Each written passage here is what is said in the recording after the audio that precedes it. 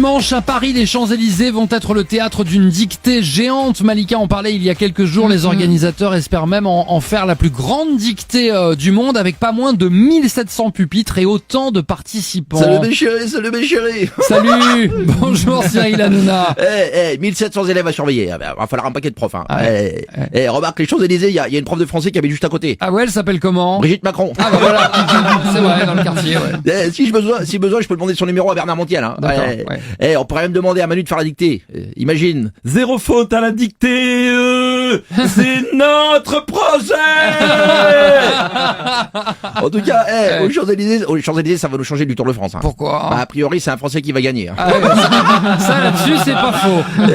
Et je peux même vous donner un autre scoop sur le vainqueur, mes chéris. Dites-nous Cyril. Ça sera pas un candidat de télé-réalité. Non, il y a des chances, oui. Non, sérieusement, c'est bien de remettre à l'honneur le truc qui est maltraité tous les jours sur Internet et sur les chaînes d'infos, là. De quoi vous parlez? L'orthographe. Ah oui.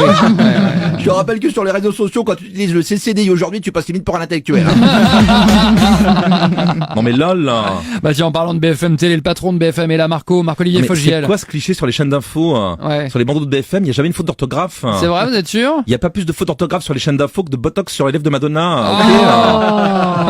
Pauvre femme. En tout cas, nous, le 4 juin sur BFM, dimanche, on sera sur les Champs-Élysées au plus près de l'événement comme d'hab. C'est-à-dire? On sera là pour filmer dès que ça va partir en vrille, quand il y en aura un qui aura copié sur l'autre, Ah oui. que ça finira en bagarre à coups de Tipex. Ah ouais, ça va être terrible. Et que les CRS chargeront pour disperser tout le monde. Ah ouais, ça, En tout cas, d'après nos infos, le texte pour la dictée, il reflètera toutes les subtilités de la langue française. Et du coup, nous aussi sur BFM, on a un scoop. Quel scoop, Marc-Olivier? A priori, ça sera pas une chanson de Jul.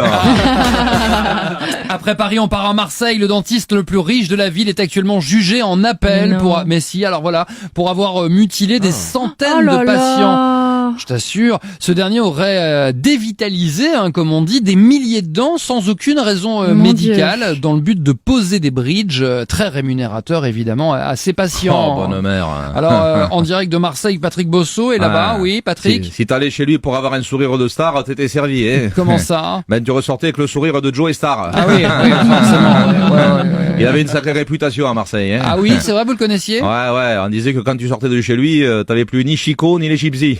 Ni les gypsies. Les gypsies. Le mec, t'avais une carie, il t'arrachait tout. Ouais.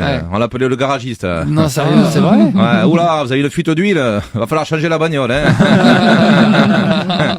Bon, après, faut pas tout lui mettre sur le dos. Ouais. Ah oui, comment ça alors? Bah, à mon avis, Didier Deschamps, c'était pas lui. Hein. Non. Les dents. Hein. Oui, je l'ai. Et les 100 dents de François Hollande non plus. Hein. Ah oui, je l'ai aussi. Quant à Elisabeth Borne, si elle avait fait partie de ses patients, on le saurait pas. Hein. Pourquoi hein? Même pour voir s'il manque des dents, il faut sourire. Ah oui. Bim. Exact, pas faux ça.